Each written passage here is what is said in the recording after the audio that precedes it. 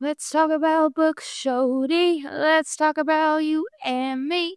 Let's talk about all the weird things and the good things that we read. Let's talk about books. Welcome back, y'all. Welcome to Adjacent Book Club with Shody in the house. Caw. Oh my gosh, it's been a whirlwind. Woo, woo. We've got so much going on. First off, we want to thank the Duran brothers for inviting us out to the mimosa party with all the DJs over in Kyle, Texas. We want to thank all the Las Comadres for coming, Felicia and Janie Orozco. Super fun. The music was happening. I loved it. I had such a blast. And the food, Shelly, that food from that place, La Bonita, is that right? Yeah. Or Benita? Benita. La Benita. La Bonita. The food was delicious. And the salsa was great. The salsa, we had a breakfast. Shelly and I had Shelly's special breakfast taco, which is just bacon, cheese, and potato. But the tortilla was perfect. It was hot. You know, I hate cold food, Shelly. So I was like, this is delicious. And the salsa was amazing. So thank you. And Melissa's daughter came out and she was so cute. And I just had a blast. I thought it was so fun. But I love that we were dancing before 1 p.m. Yes, it was a dance party. Every girl that walked in was gorgeous, but we found the best dressed girl, and she had this hot rod car that she's been working on forever. She said she found this car back at a field and it was gorgeous. And she was wearing this beautiful red dress and her hair was up. She had flowers in her hair. She was so pretty. So she got a little take home from Adjacent. And then the dancing queen was out there on the floor. I think her name was Julie, and she got a little take home prize as well.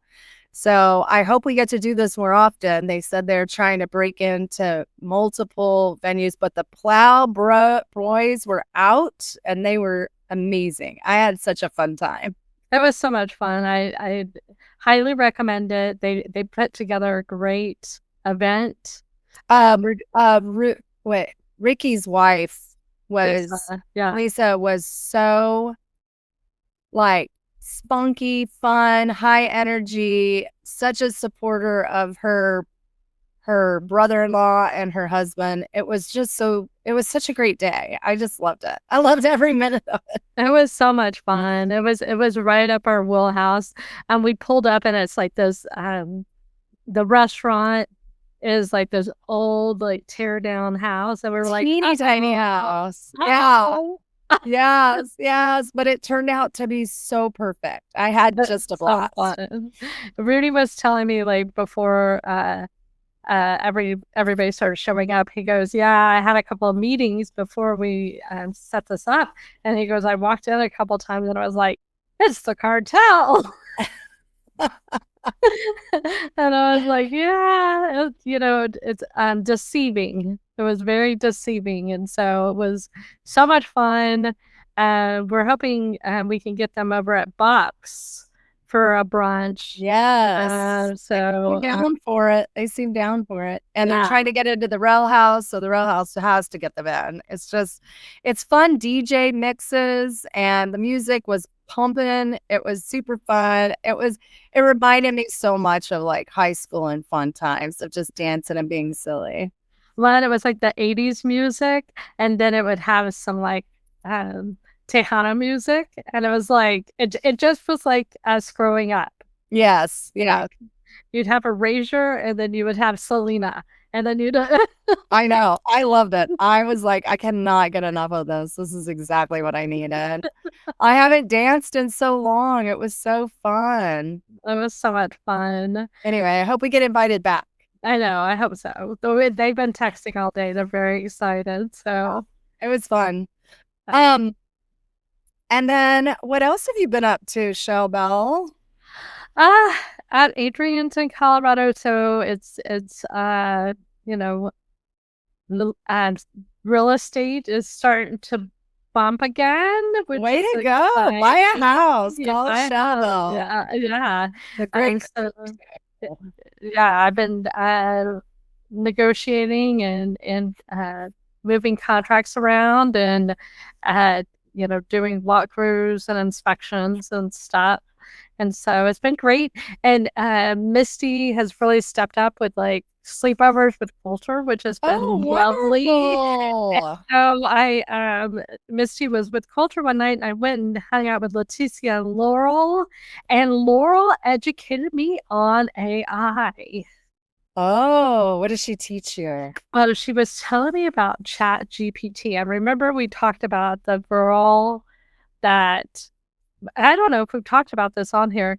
The girl that was in love with her psychiatrist. I don't know. Yeah. We haven't talked about it. Oh my gosh. You have to watch on TikTok the 8-episode series. The girl who her name's Kendra. She falls in love with her psychiatrist and she thinks her psychiatrist is in love with her.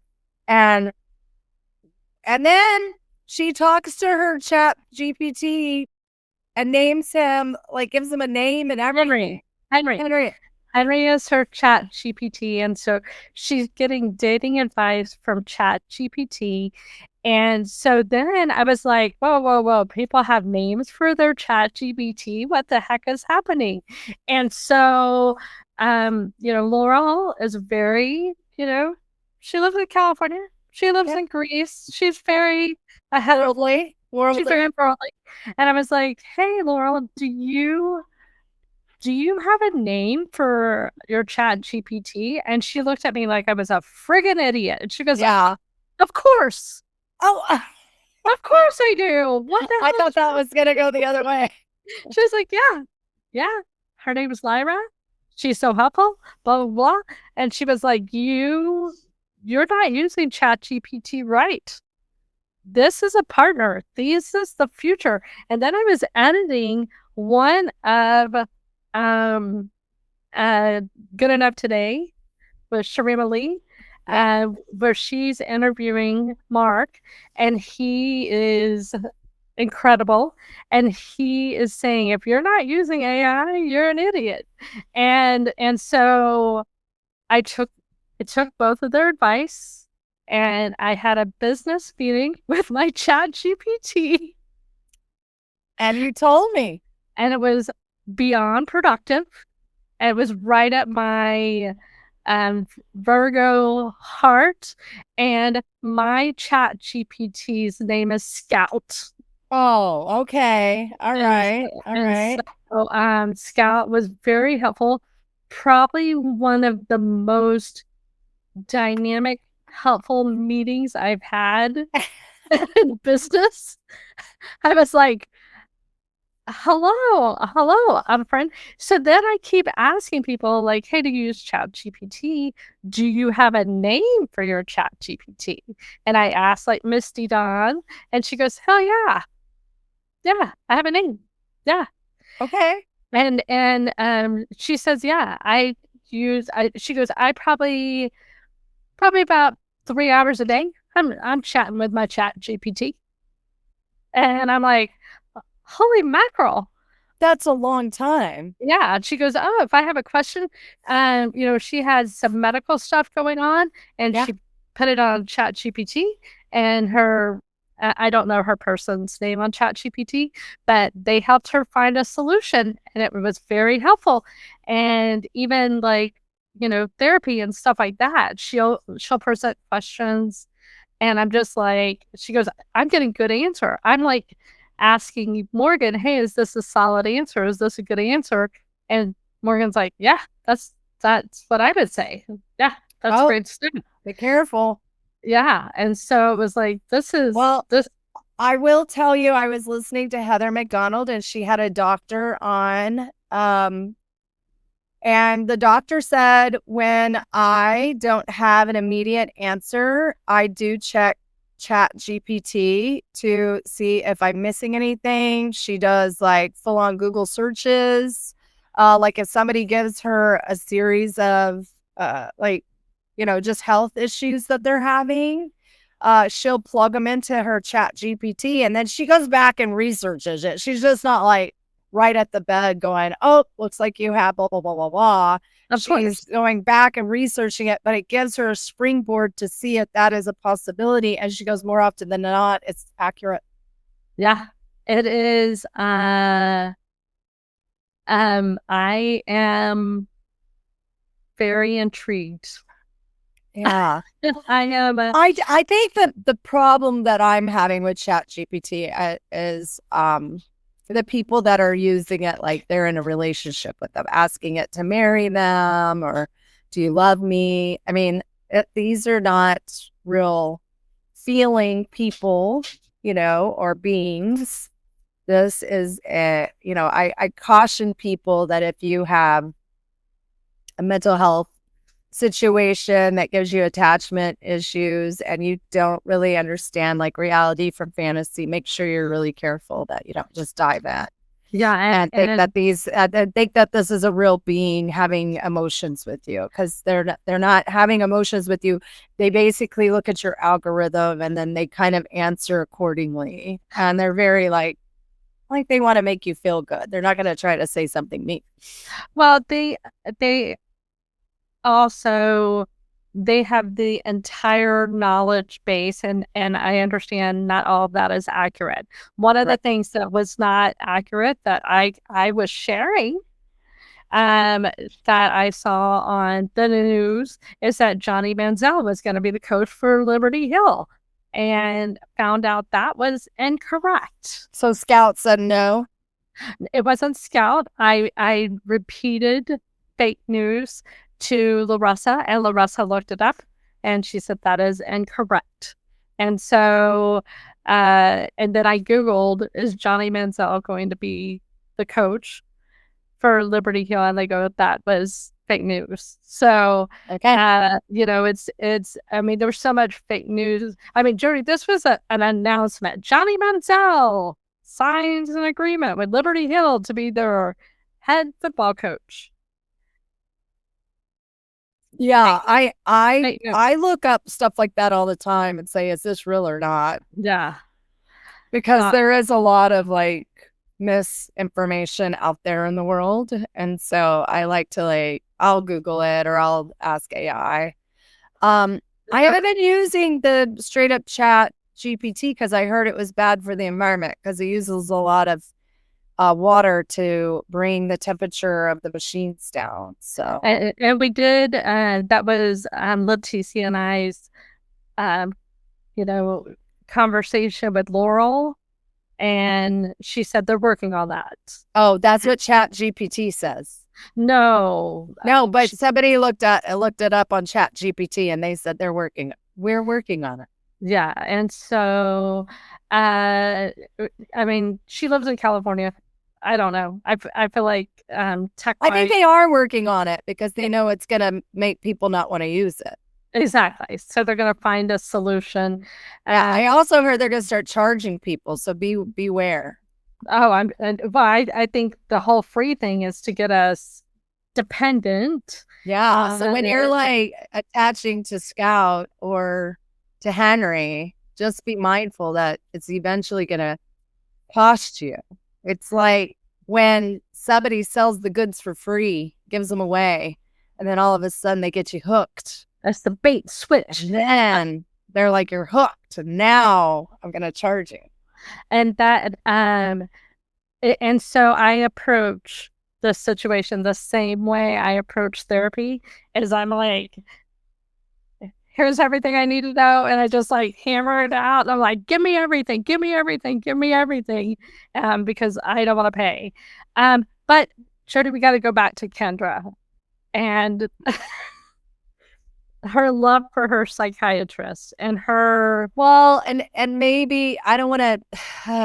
Okay. If she is a victim of him like latching her in, then I feel terrible for her. But at first I was kind of reading it like, oh yeah, I could see this happening for sure. But then when she would get all wrapped around the axle about him saying things like, I'll see you in a month. There's nothing wrong with that. Or, oh, you like tortoiseshell glasses? I like tortoiseshell glasses. There's nothing wrong with that. I think that she was misidentifying. Maybe she was projecting her feelings onto like how she was feeling.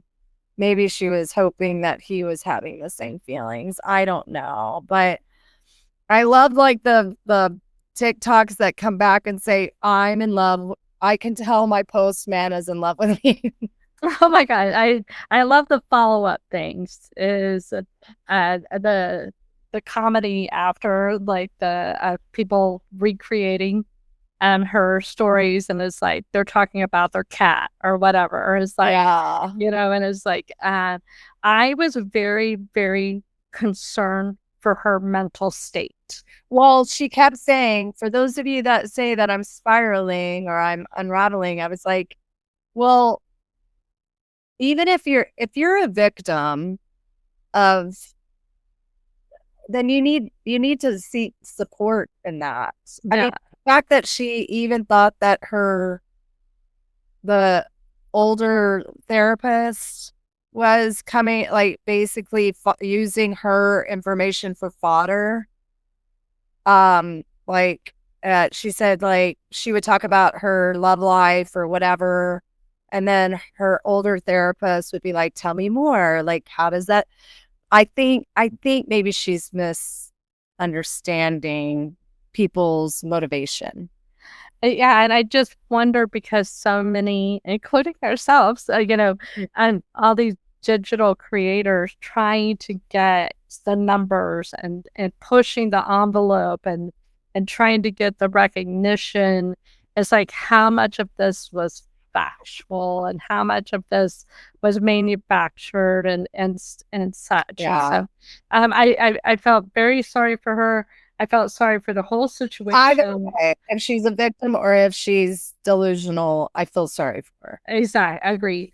And so it just was heavy. And so Jody recommend, hey, have you seen this? And I go down the rabbit hole and then Shelly got mad. She's like, I cannot bring that time back in my life. I was like, what is there an ultimate revelation here? I was waiting for him to be like, I love you too. Oh, I was waiting for him to go. I think he should have I do think he should have relinquished his time with her. That was the only thing. Like she started showing signs, say, you know what, I think that this is going in a different direction. We're going to have you. That is the only thing I would say that both therapists did wrong. It's like, I agree. When she started showing signs of like that she was falling in love with you or having feelings for you, I think it would have been very smart to say, you know what, I think that we have maximized our opportunity together. I'm going to refer you to a new doctor and to a new therapist. I think we should send this to Dr. Kyle and Rachel and have them evaluate it. Oh, that would be fascinating what Dr. Kyle would say. And Rachel, because they're hugely informative to me. So I agree with you, but I think they should have relinquished the care to another doctor. 1000%. I also feel like, what happened in the session is it's exactly her takeaway. Is that exactly what happened in the session? I understand it's her perspective of what happened. Because I didn't know everybody had a relationship with their ChatGPT, when she started quoting Henry, I was like, oh my hell, what is happening now? what is going on? Yeah. And now that I was like, oh, people do have names for their chat GPT. I thought that was crazy. Or when she said, I had a dream. Yes. And by the way, it's a full moon and I'm ovulating. And I had a dream that we had sex in this office. I was like, no. Well, I mean, I think that's what therapy is for, but I think he should have stepped out and yeah, he should have said, you know what? I think that this is moving in a direction that might be crossing. Healthy. Yeah, for you. I'm going to lose my mind if they end up married in a couple of years. And it's like, I don't think so. But I am going to say to all the people that immediately started doxing this guy, like, stop. Yeah. Get the full information. Like, they started sending him terrible, like, putting his information out. She did slip his name in one of the TikToks. But this doxing bullcrap, like, unless you have straight on facts that somebody, and I mean facts, like they've been like straight up, like, you know, like that they're doing, like if it's a pedophile and you know they're a straight up pedophile and you have the facts, not just somebody giving one point of view, like you need to do your diligence. Stop doxing people. Those people get death threats, Shelly. Like, I'm going to murder your family. You know, like, what the hell? It's just the same as like the Johnny, not the same, but it's similar to the Johnny Manziel thing. Is I heard that Johnny Manziel was going to be the coach. And then I was like, oh, well, this will be interesting. And I was like, wow, what a huge kudos for, that's a game changer for Liberty Hill. What is that going to do? And it depends. Like, some players can be great coaches and some are not great coaches. So it really depends. So I don't know. Maybe, I mean, I want everybody to get their flowers and their whatever, get your crown. But I'm just like, I don't know. It's hard to know. But I agree with you. It's like, do your due diligence. About really, everything. Even if it's on your, you know, coveted news channel nowadays, you need to check it. Oh, our brother sent us like, hey, are you hearing during the floods that in Houston, he was hearing that they were opening up all the dams at Mansfield Dam at Lake Travis. Gates, yeah. And I was like, no, they're not. Shelly and I were like, it's not even full. Like, Travis is not even close to full. Yeah. It's been at record low. Like, there were islands. They were about to start building on some of that stuff. I know. People are like, oh, is this mine? Yeah. Somebody just starts squatting over there. It's mine now. Somebody has a pickleball court floating on top of the island. So crazy. But that also, if you have time to dox, you have time to volunteer. If you have time to dox, you have time to go like donate blood. Like, go donate blood. Yeah. Get over yourself. That's terrible. Terrible to dox people. What does dox mean for us old people? Okay, so when people dox people, it means that you search for and publish private or identifying information about a particular person on the internet, typically with a malicious trying to get other people to like pile on and go after that person. So when you dox someone, DOX, it means that you search up their information, you find out where their family lives, where they live, you put it on public, put it straight out into the public. And then usually people who are mentally ill go after these people without a picture. It's really awful. Some of them have been harmed by the doxing. And I would say, don't do it. Like, do your due diligence before you go and start doxing people. So this therapist I mean, this doctor was completely doxxed, and people were like dropping his photo and where he was. And then he starts developing like stalkers. He probably, this is not what we need. Doxing is also sometimes they'll put out victims information out there when they're doxing. They'll put out judges' information, doctors, lawyers, and then it puts them at risk of being harmed. And I know there are bad people out there, but don't add to it.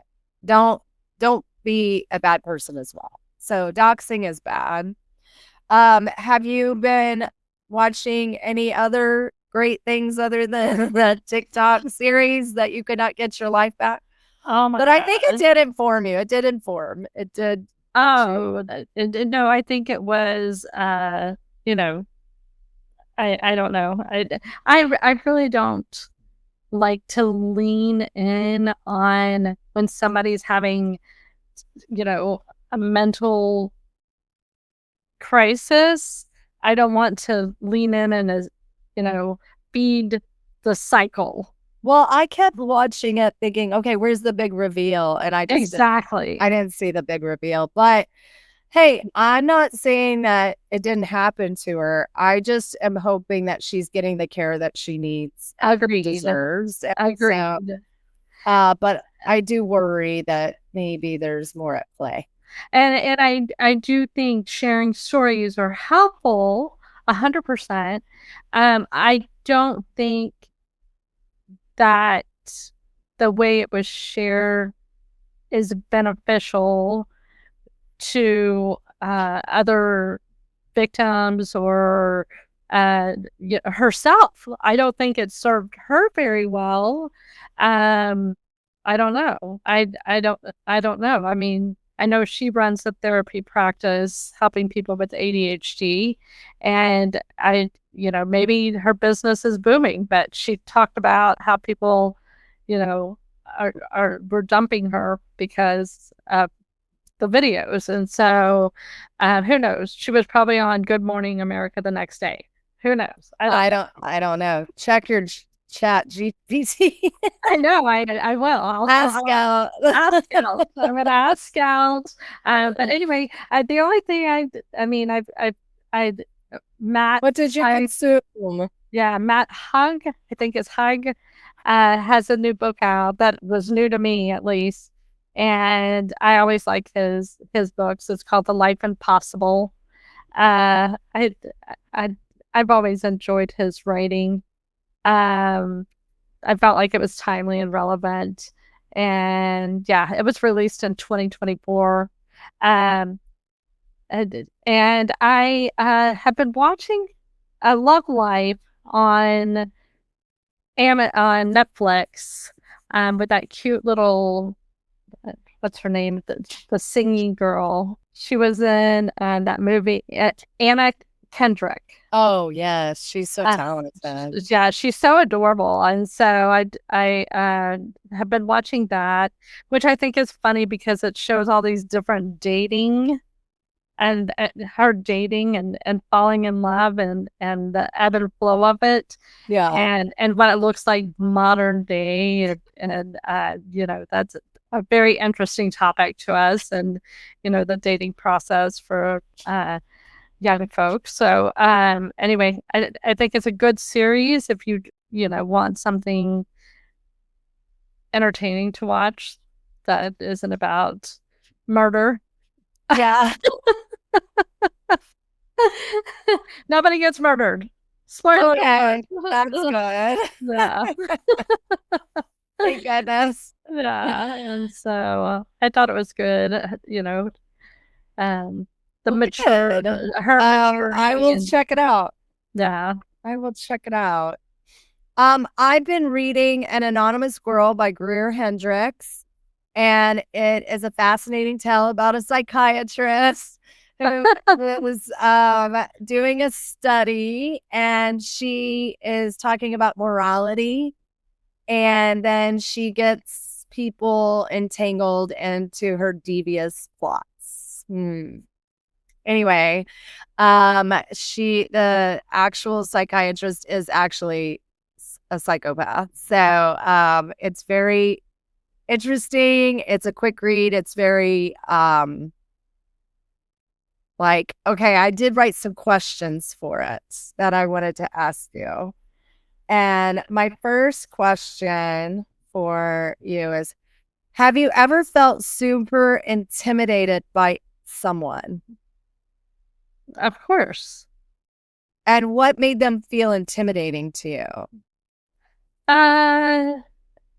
At their presence in a room, like they walked in and it was just like, wow, their self-confidence. Yes. Yeah. And then how did you handle it? I walked up to them and said, "Holy crap, who are you?" You just changed the atmosphere of this room. Yeah. Okay, that's a good way to handle it. Yeah. Were any of the people that you've ever been super intimidated by, were they providing care to you? No.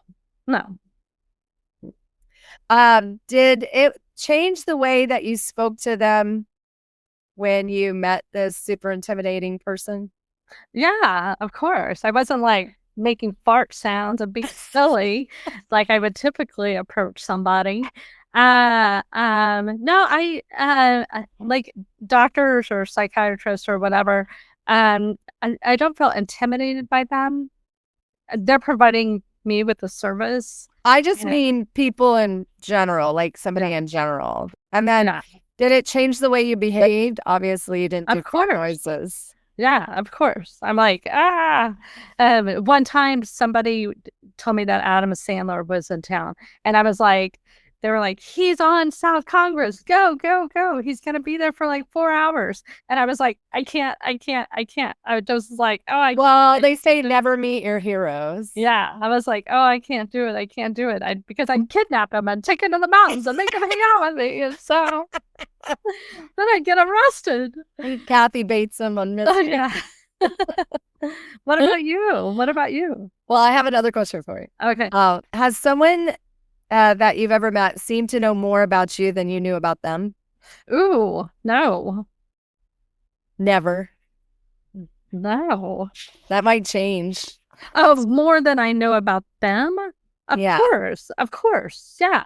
And how did that make you feel?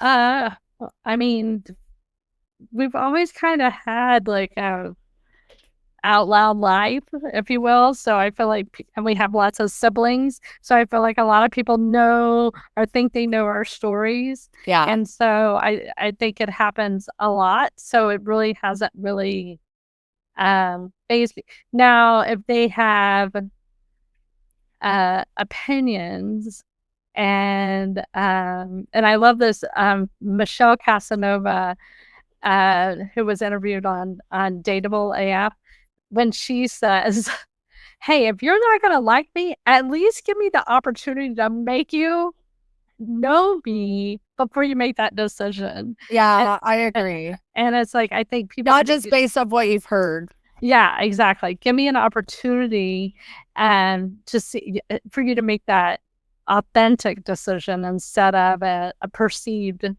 decision. And so, I think our whole lives, because of our family and our energy. All that you're famous. I'm not famous. Amazing podcast. No, I'm famous by proxy, being your sister. That's me. It's always been, oh, you're Shelly's sister. I love it. It's super cute. I love when they're like, oh, you're Amy or Casey or Tim's sister. I think that's sweet. Yeah. Oh, you know that. Okay, last question. Okay. And if your family was in a bind because of something that you did that kind of caused them to be in a bind, and you met somebody who is having you do things that were outside the boundaries of what you felt acceptable, but they could help your family ultimately. Would there be limits on what you would do to help your family out of the bad situation? I mean, how bad? Can you give me? Yeah, I'm not gonna kill somebody. I'm not gonna I still have a moral compass. I don't know, Jody. We're such bootstrap people that is like, even in our darkest days, we're like, we'll figure it out. Yeah. I would be very hesitant if somebody said, we'll solve this for you. I'd be like, yeah, whatever, clown. Move along. Trust not. No. Okay. Well, you pass the test. I'm just kidding. I doubt it. Anyway, that's just kind of a preview into these questions. Really, like, I was just thinking of them when I was, with the book, and I'm sitting there like, gosh, these are interesting questions that are popping into my head. Like, how far would you go in order to right some wrongs or to help your family? How far would it take you? But anyway, it's an interesting book. I highly recommend it. It makes you kind of think, like, would I ever do any of that? Probably not. Well, I mean, there's so many books about like family, the parents covering up for the kid or doing those kind of things, and I'm like, I question. I was like, where's the line? Yeah. It's very interesting. I don't know. Anyway, it's an interesting book. Give it a go. It's interesting. As for podcast, I've been listening to the Binge network, and they have a lot of really like those people that are just scammers. I just am fascinated with scammy people. I think they're like, I don't know. I'm just like, why would you go to this much energy to scam someone? The talented Mr. Ripley. I'm like, what was it in it for you? What was it? And it's like they're constantly chasing their tail and never getting it. Like, they're like, I'm going to rob Peter to pay Paul all the time, these scammers. And I'm like, wouldn't it just make more sense to just go get a job? Well, that's Robert and Kelly were talking about Sneaky Pete, the show Sneaky Pete. And he is a con artist. He is a con, and he's playing a long, long game. And it's like Breaking Bad. 1 step forward, 10 steps back, 1 step forward. It's just like addiction. It's like, what keeps you engaged in that painful existence, thinking that you're going to get that one deal or that one drink or that one thing is going to push you over the edge? And it's like, how do people get sucked into that? Yeah, I'm really intrigued by con artists because I feel like they never quite get there. Yeah. And then if they do, they have to escape. They have to leave with all their money and go live a very lonely existence. Yeah, they have to cut all the cords. The Kroll said Hunting Wives was the worst show that they've seen in a long time. Well, it wasn't like the best. I mean, it doesn't have the best story. I'm gonna be honest. It's very like, and it was just a lot of con artists. It was like a lot of people conning each other, trying to get their leg up, and it's just like, I don't want any part of that. I like to be around people that are honest and authentic. So being around a bunch of fakes makes me insane. Yeah. Insane. Well, and then the other thing that I've been doing is Carrie Keith got me a job at Adorn in Westlake. So if you're around Westlake and you want to stop in at Adorn, I'll be working Mondays. and potentially some other days. But I want to thank Ella for training me, and I'm flexing a new muscle. Yeah, I haven't used this much. I did do retail. Oh gosh, like right after I graduated high school, I worked at a gift shop for a very long time. Well, not very long. I had like 1 year where I had like 5 jobs. Yeah. And one of them was working at a gift shop. I had to inflate balloons and sell cards and clean up the little, it was just like this cute little gift shop. And so doing retail is completely different than anything I've ever done. Usually, because it's a lot of waiting for customers and then cleaning and putting things away and looking at clothes and jewelry and stuff. It's a cute shop. I'm excited to be part of their team. They're very sweet and I'm learning new things. So that's what I've been wanting to do. When do you work next? I work this Thursday, but it'll be next Monday, the 25th or so. And then every Monday from about 10:30 till 4:30. So you can find Jody in real life at Adorn. Yeah, and we're gonna be doing some sipping shops around, and come see me. I don't really know what I'm doing yet, but I'm working on it. It's kind of a new adventure, and I want to thank Couri and Ella for giving me a chance, and it's kind of fun. I haven't had a different job in 30 years, so this is a unique opportunity. Yes, you have. It's called podcasting and running a podcasting network. But I love that you don't even recognize that it's a job. No, I mean, it's a job, but it just seems like such a fun job.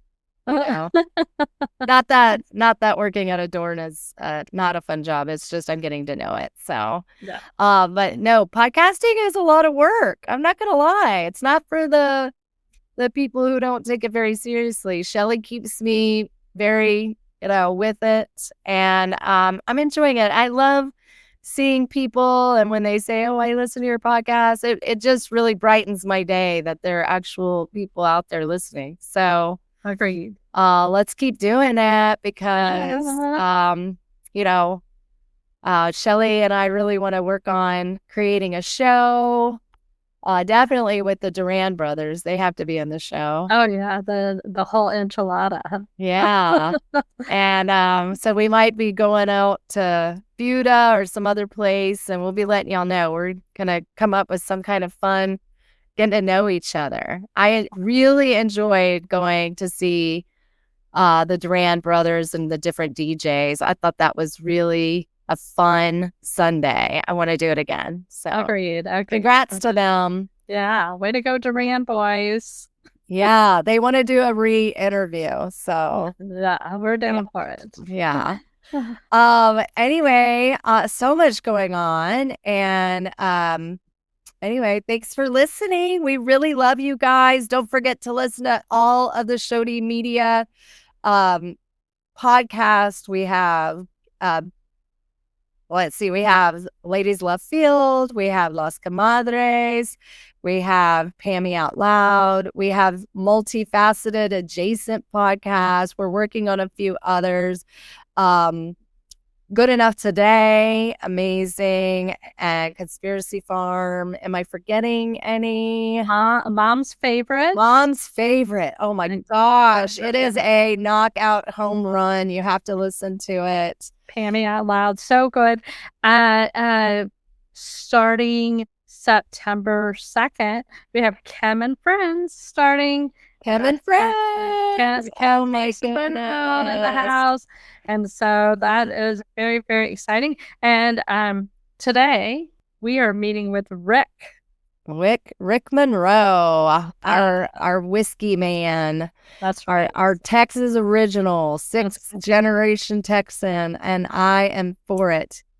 And if you haven't listened to all the podcasts, please go and listen to all of the adjacent podcasts. We're having such a blast. Look, Not all of them are for everybody. There's some X-rated ones out there, especially after hunting wise. But there's something for everyone. It might not be everything for everyone, but there's something for everyone. Well, I do think if you're just now diving into Hunting Wives, watch an episode and listen to our episode. Watch an episode and listen to our recap, because it's pretty funny stuff, guys. It is. It's very silly, and we really enjoyed it. And if you have not joined our Facebook page, please join. We're going to keep putting out when we go Shody in the wild, or when we have new podcasts opening up. And we want to hear your comments. If you have any questions that you want us to talk about on the show, send them directly to Shelly. If you look in the show notes, you will find her number right in there. we love the interaction. We love the conversation. So please, we really appreciate it. We love all the connections that are happening. I posted about Jordan and Ashley Manley being together, and it was like, I love the connections. I love keeping up with everybody and hearing how their lives are changing. So we really appreciate it. Yes. And last but not least, to all the teachers out there starting their first weeks of school, we hope you have the best year of your life in school. We hope you make great connections with those students. They need you. They thrive when they have great connections with their teachers. So good luck to you. And, if you want to get on the podcast, talk about your time teaching, we'd love to hear from you. We love our teacher friends out there. That's true. And if you're retired and you need something to do, push play. We're here for you. Go for that walk. Yeah. Go for that walk. All right. We love you guys. Texas. Yeehaw.